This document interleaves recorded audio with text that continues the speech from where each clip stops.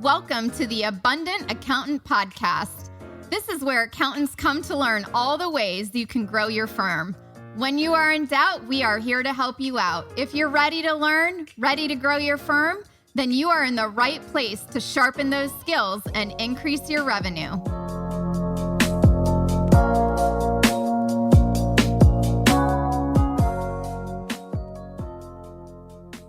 Let's welcome Luke Gheen to the show. And also, Luke is a longtime resident of Colorado. He's got an undergraduate degree from the University of Colorado. He's got his MBA. He started his own firm in 2010 and really wants to help business owners, specifically in 3 different niches that we're going to talk about today, really simplify their accounting and tax ecosystems. When Luke is not working, he enjoys rowing, reading, hanging out with his wife, 3 sons and daughter, and also has a house up in upstate New York. Let's welcome Luke to the show. Thank you for having me, Michelle. Yeah, thank you so much for joining us here. I know there's so many accounting professionals that really probably want to know your whole story, and I want to just be able to be a part of it to help share what you've done because, as you know, I've talked to a lot of accounting professionals, and I think that you've done just such a great job and, you know, really honing in on your niche. And a lot of people, you know, say, should I have a niche as an accountant? And I said, I think you should. And let me just bring on one special guest for you to hear it, you know, directly from the horse's mouth. So if you want to share with everyone listening just a little bit about you, I've already done an intro, but, you know, it's always best to hear it from you, like, you know, why you got started in this, how you got started, and then we'll dive into, you know, how you actually created your niche as an accounting professional.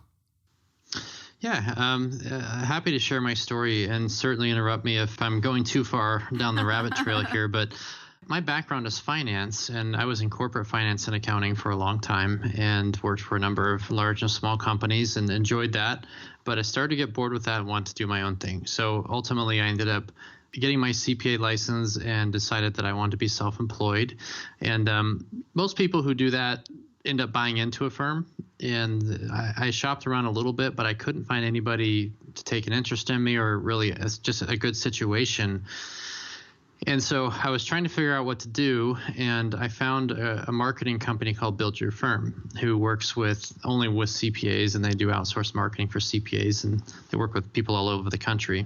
So I flew to California and went to one of their conferences and met with them, and to make a long story short, they took me on. I left a very good employment situation and started with no clients, and at that point I already had a house, kids, things like that. So responsibility. So it was important to me to work. And so my first step was to outsource all my marketing. I guess that's all pre-niche, right? Right. Yeah, that's all pre-niche. But that's really good because, you know, a lot of, I think, accounting professionals are similar to you, right? You've got this steady career job.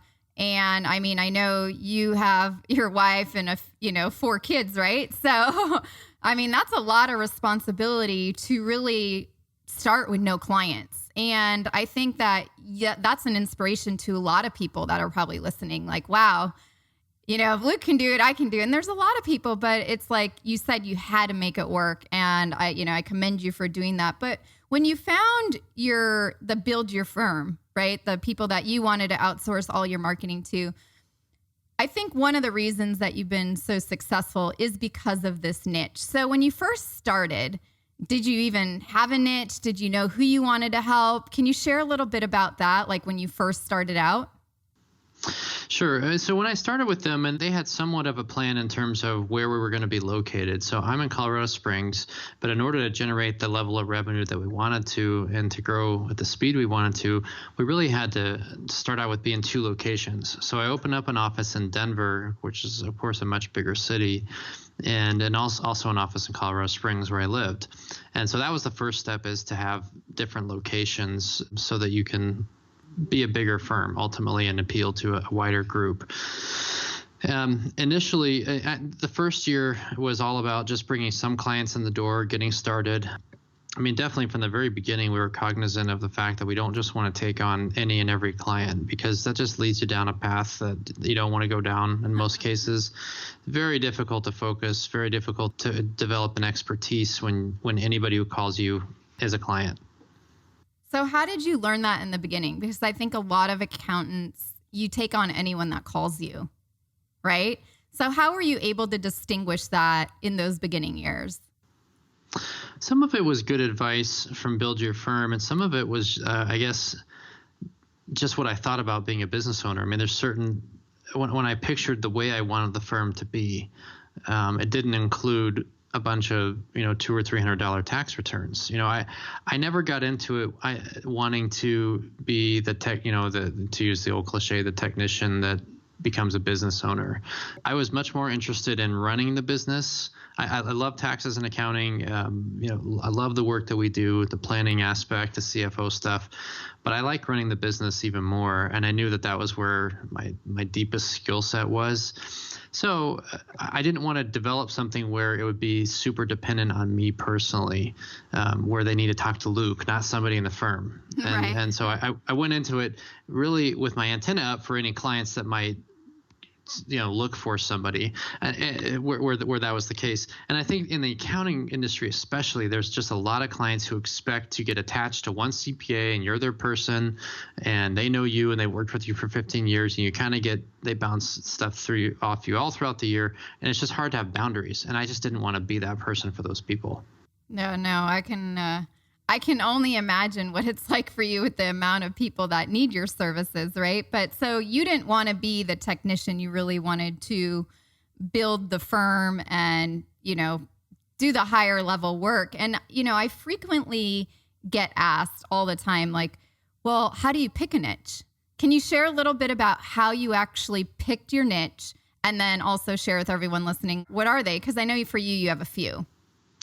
Sure. I mean, to answer your first question in terms of how to pick a niche, I think you got to go with just what's a natural fit. I mean, I know that sounds maybe too simplistic, but for example, one of the niches I could have done was government contracting, but government contractors are subject to DCAA compliance, and it just turns into a bunch of stuff that I wasn't interested in and didn't know how to make money with. There's other people who have niches in real estate, let's say, just only work with real estate developers, but I'm not really that interested in real estate. And so I want to do something I was interested in as well. So it has to be something that you can see yourself getting deeper into and actually enjoying the details of. Otherwise, it makes no sense. I also would say look to see where you're having success already. Like if you picked some clients, who are your favorite clients and why? And what industries are they in? And is there any overlap? And can you create a niche out of that? So in our case, one of the niches that we, I won't say we stumbled into it, but just paid attention and saw how it was going was the dental industry. And part of the reason we got more into it was because, to start with, we just like the people. We like the dentists. I mean, a lot of them they're only open 4 days a week. They're nice people. They have families. They're interested in multiple things. They do stuff on the weekends. They're not just all about work. They have a life. They understand you have a life. They definitely need accounting and tax and financial help. So it was a real natural fit. And those are some of the things we looked at. No, and I think that's really important. Like you say, what you're interested in. And I always say, you might as well work with people that you're really passionate about, because if you were to have gone down the government contracting road, you wouldn't be enjoying life every single day, right? And with the type of work you do, it's super detailed, but number one, having the interest and enjoying the details. But I like how you said, like, where you've had success already. So what's one or two things that you could share with someone maybe who is, they don't have any clients, so they don't know what's working and they don't really know what they're really interested in because they haven't dug into a lot of the details. What, from your experience, because I think this came a little bit more natural to you, what are like one or two things of advice that you would do if you did not know what you were interested in and you had zero clients, so you don't even know what you've had success with yet? And you just got your CPA license, or maybe you're just starting your business. Like if you had to go back into 2010, right, when you started, what would you do if you were that person? Well, the first thing that I would do is think about why did I go to self-employment? Like, what made me want to be self-employed? And I've done a lecture on this at the dental school in Denver to help the dentists understand, because it's the same thing for them, where the reason why you wanted to be self-employed to begin with, everybody has different reasons for that. And that will drastically affect the type of practice they have. Like, for example, for them, do you want to be the local community stalwart where everybody knows Dr. So-and-so and you take care of these persons? And then some people, that's what they want. Some people want to open multiple offices and they just want to make buku money and sell it off. Other people have other reasons, like they're just building something up for their kids to take over. So it depends on why you wanted to be self-employed to begin with. So for a CPA, what type of practice did you want to open to begin with? Like, what sounds the best to you as you think about your week, your year, how it goes? For me, I wanted to be able to come and go as I please in terms of location, like work from anywhere I wanted to work from. I did not want people expecting me to be able to reach me anytime they felt like it, just be on call or something. I didn't get in to be self-employed so people could tell me what to do, so to speak. So I had to pick some people, an industry that could fit with that, and that would work with that. If you work with other kinds of doctors, they don't really work well with that at all. If you work with government contracting, it doesn't fit. So dental fit for me, and there's some others that fit too. But you got to think about why you started the business and where you're going to take it, and then what type of client can get you there. Mm-hmm. No, I think that's really valuable, actually. I didn't even think about it. The dental business is similar to how you wanted to operate your firm. The way that some of the dentists operate their, dental practices, it's very similar. That's really, really awesome. No, that's cool. Thank you for sharing. Oh, sure. Yeah. Because a lot of them haven't thought about it either. But it drastically affects the kind of practice they have. Some people don't want to grow a big business, and that's okay. I mean, I only want to grow to a certain point too. There's a point at which, it doesn't make sense. The amount of effort is not worth the extra money. So we all have to have our limit and know what we're trying to get to. So knowing why you went into business. I mean, like I've talked to other accountants. They became accountants because their father or grandfather or their mother did it. And so they're kind of continuing a tradition. And so their father put it, or mother, or whoever, put in their dues, and they're going to put in their dues. They don't mind working those 80, 90 hours a week. That's fine. It's totally fine. For me, I don't want to do that. I have 4 little kids. I want to go home. So you have to think about what you want, how you're going to get there. Yeah. And for you, how has having this niche really helped your business go from where you started to now? If you could share a little bit about that. Well, it helped us focus our marketing efforts so that we weren't just scattergun marketing, just whoever calls us that maybe are a good candidate. So you have to know if a dentist calls you, are you more interested than if a self-employed truck driver calls you, or a nurse practitioner, or a real estate developer? And then what do you want to tell them? Because if you're just going off the cuff and trying to come up with what you're going to say to them because you don't really know if you want them as a client to begin with, it's going to be an awkward conversation for everybody. And probably you'll take on a lot of clients that you wish you hadn't. So for me, it helped us focus our marketing. When we focused our marketing and really knew who we were going after, it helped us develop internal systems that we could use to process the work. It's very hard to develop an efficient internal system to process work if you don't know what type of work's going to come in. I mean, I can't overemphasize that enough. I mean, so it can't be a unique engagement for every client. They have to fit into a specific mold. And if they don't, you just have to let them go. I mean, because otherwise they don't fit your system. But you have to have a system. You can't create a system if you don't know what kind of work's going to come in. Yep. And you do have to let them go if they don't fit your system. So numbers wise, how has it helped your business revenue or get to the financial goals that you were looking to achieve by having a niche and having a process where the clients did have to fit into some sort of mold? Otherwise, you actually did let people go. Because we can have a whole nother discussion about letting clients go that aren't the best fit for you. We've done that too. Well, our revenue per client has gone up because we're able to offer more services for the clients. We're able to really understand what they need and then develop programs for them that sound good to them because we understand what they need. So in the past, we were taking much lower even when we had a niche, we were just taking much lower revenue, not dollar per hour, but dollar per year clients. Now we've been able to increase that 2 or 3x, versus where we started. Some cases more than that, and because our system gets better, the software we're using, the product that we're giving them gets better and better. Mm-hmm. And by doing that, it probably seems more seamless to the client experience too. Right. Definitely. Yeah. The clients get better service, which is the only reason that they would see the value to pay the higher fee. Right. So can you share a story with us about when you actually took on a client that you wished you hadn't? Because I think it's important, like maybe there was this time you bent out of your niche and your rules of taking on a client and, you're like, man, I wish I hadn't, and share like what are some of the lessons learned and a little bit about that. Yeah, there's so many, it's like where do you start? Pick the best one that we can all learn from. I'll just pick the one that came to mind. I mean, there's a client where I actually just fired them, which I haven't had to do too much. There's probably one I'll think about after we're off the phone where it's like, oh, I should have told this story. It's not like a big aha story, but we took on this guy who ran a medical equipment business, and he's in town, and his wife ran another business out of the same building in the exact same industry, but different businesses. So that was a little odd to begin with. They refused to, they wanted to meet with us face to face, which is something we don't normally do. We want to do video calls or phone calls. From the very beginning, we're getting out of our standard communication cycle. They came to our office, we went to their office, stuff that we just don't even do now usually. And so there seemed to be tension between them, and I just was spending all kinds of time that I wasn't getting paid for. At the same time, they were a potential financial planning client. We were trying to get out of, we were trying to create another niche that really wasn't a good fit for us and see if they'd be a good financial planning client.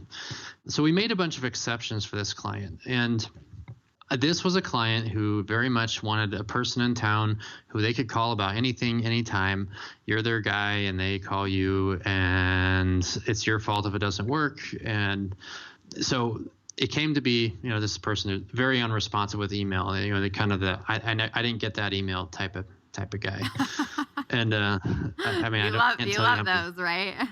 Legitimately just say that I didn't get that email. It's like, okay, well, anyway, it came to be April 15th, the individual tax filing deadline, and he chewed out one of my CPAs on the phone for the fact that we had to wait till April 15th to file his tax return, even though it was 100% his fault and 0% our fault that it took that long. We've been hitting him up for months trying to get his stuff. So he gave them this kind of the finger wagging, don't you ever do this to me again, do you understand me conversation.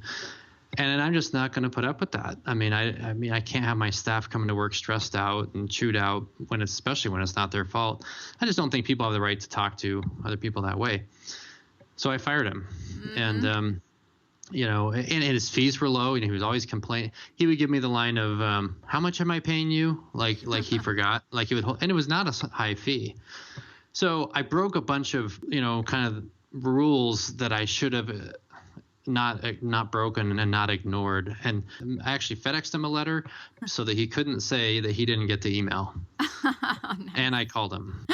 Nice. Well done on that. And, I understand when it comes to breaking a lot of the rules, this is the consequences that we have to pay. And, by having your niche, be it an industry or revenue of a business you want to work with or a certain type of client, or for you, one of your other rules was you only meet with people on video or via phone, right? And now you wasted all this time that you didn't even get paid for. I think it's really important for others listening to really learn from this. And also, how can you be the best service to your clients if we start bending our rules? But, a lot of times I think in the beginning, and I don't know if you can share, a story maybe from the beginning when you started your firm, like you kind of you needed revenue, right? Like you just quit this job and you're going all in on your own business. And you're like, well, how am I going to pay my team, my everything, and still have funds for the family? So you have that mindset too going on. And, maybe how did you deal with that in those beginning years? Well, certainly had a more open mind then, I guess, because at some point you just have to have some cash. So, but the thing is, when you have a solid marketing engine going, you don't really have to worry about where your next client is coming from. You know the lead gen is happening. Your main concern is, what do I do with the lead once I get it? How do I process the work efficiently, and how do I make the most out of the client engagement? So instead of getting to this mindset of, I have no idea if I'll ever get another client, if you have a good marketing system, you can be confident you will get another client. Figure out what to do once you get that phone call or once you get the email. So that was a lesson to learn. I sunk a lot of money into marketing, and I struggled with that at first, especially because we didn't have a lot coming in. But I remember they told me at one point, they said, you just have to stop worrying about that. Because I was questioning, do we really need to do this? Do I really need to do that?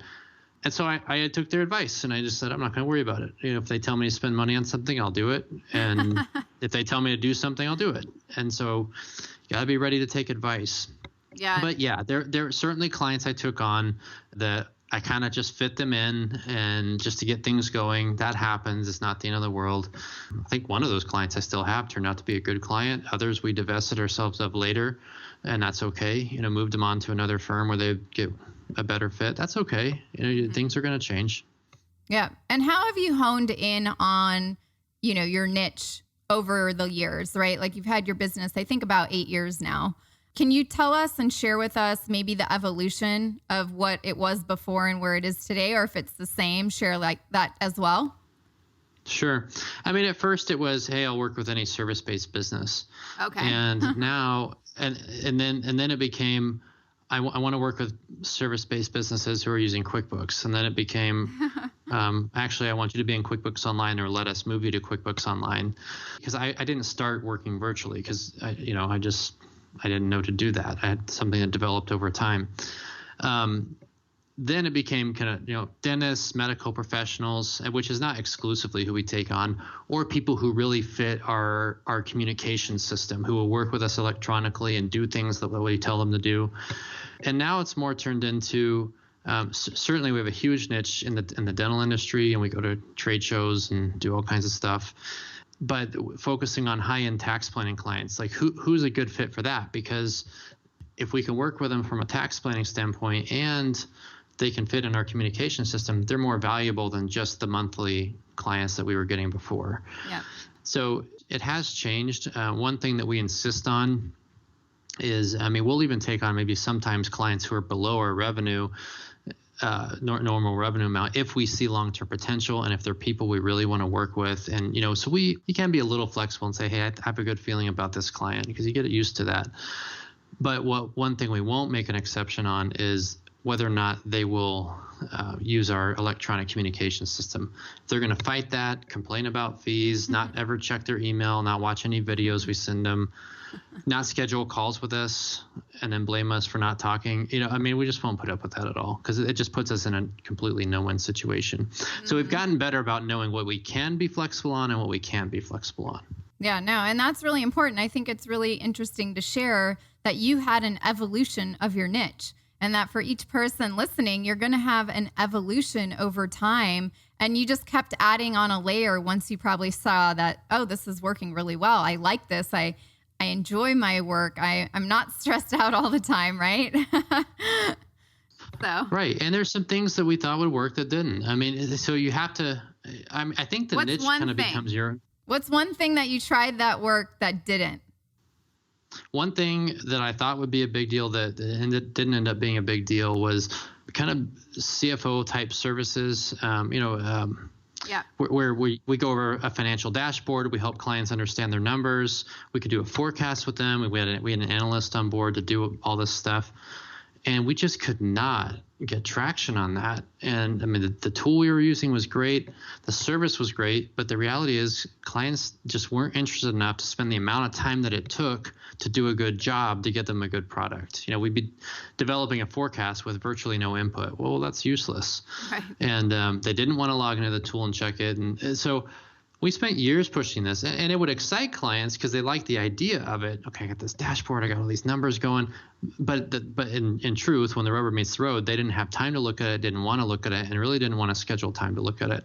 So they would sign up and start paying a higher fee for it, but then they wouldn't use the service, and then they would get frustrated and let us go. So eventually, in terms of honing down your own niche, my advice is you got to go with what works. And eventually, if something's not working, stop doing it. We just had to decide this is not working, and we've been pushing it for way too long. We're not going to do it anymore. And how did you, if you look at that mistake, for example, did you ever quantify how much time and effort and resources maybe you spent on that mistake so others listening can learn from it? Or, maybe one or two red flags too, other than what you just shared on, if you're trying something for a really long time in your firm and offering another service and it's not working, like when do you stop? Well, that's an open-ended question. I get it. I think people are just going to have to use their own professional judgment on when do you push through versus when do you stop. If you're just hitting a wall, and if you can't point to very many clients, and we had at one point many dozen clients in this tool, and we're trying to work with them, and we could point to like maybe 5 who are actually talking to us and using it. And we're paying all these software fees, and it's like, what's the point? So you have to decide when enough is enough and what you're going to replace it with.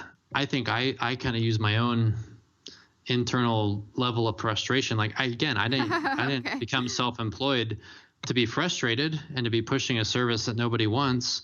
And so eventually it wasn't worth it to me to keep pushing it. I thought I'm going to find something else that they do want. Mm-hmm. And you're going to gauge it by your internal level frustration meter. So just take Luke's advice. That's one meter. But yeah, if you're frustrated with something, reevaluate. If it's not working, then is it you? Is it the system? Is it the client? You can only spend so much time in a day measuring and navel gazing and creating dashboards. Eventually, you just have to make a decision. The other piece of advice I can give on a niche, now that we're talking about it even more, is it's just to say, here's another cliche: perfect is the enemy of good. I've seen a lot of people try to make everything perfect and not sign up any clients till things are exactly dialed in, and they're always in the prep mode, but not quite rolling stuff out. Eventually, you just have to roll something out, adjust it as it needs to be adjusted, and make it work, because it's never going to be perfect. So that's one thing we learned too.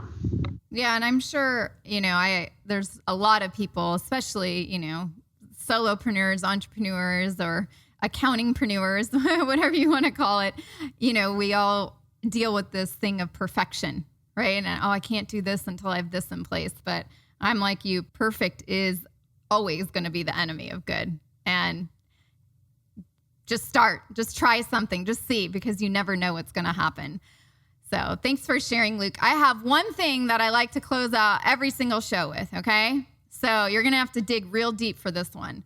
What advice would you tell your younger self from the business point of view? Giving all of the lessons that you've learned, the money you've wasted, and where you've gotten your business and practice today. Like what's the one thing you would tell younger Luke that was in his job before, that you'd tell him now? Like right when I started the business, or just my younger self altogether? We'll do both. I think the main advice I would give myself is to, I guess, enjoy the process a little bit more, and like not get so stressed out about the things that aren't working, the clients that left that you didn't expect to leave.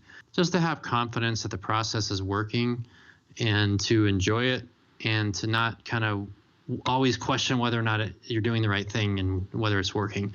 Look at the macro level and say, look, overall, from year to year, I see things growing. We're changing.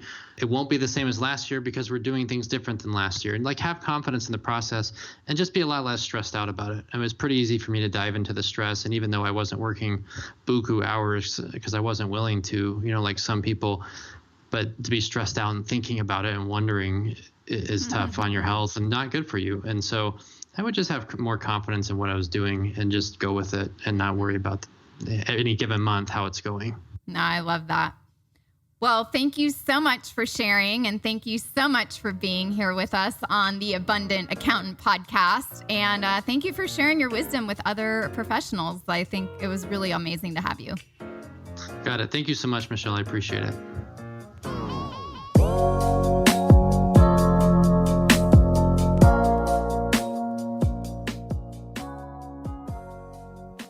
What a great episode with Luke on, should you have a niche as an accountant? And I frequently hear this question a lot. And I know it's a major concern for a lot of people, and I can completely understand why. But hopefully today's show really helped you understand how you can have an evolution in your niche, how it can really help not only increase the revenue, but increase your happiness and abundance in your life, right? We all want to maybe work a little bit less, maybe make a little bit more money, and really help and serve our clients. And really what we found is that by, working with a lot of accounting professionals, if you want to have that happiness with inside yourself, having the happiness with the clients that you're able to help and serve every day is a gift, not only for you, but for your clients. And here at the Pitch Queen, I really enjoy working with accounting professionals. So when I picked my niche, it sort of kind of fell into my lap, to be honest. But I do have a finance background. I do love numbers, and I do love talking to people. So for me, working with a lot of people similar to you in the accounting world has been great. I love really knowledgeable people. I love people with degrees. I love people with designations. I love intelligence.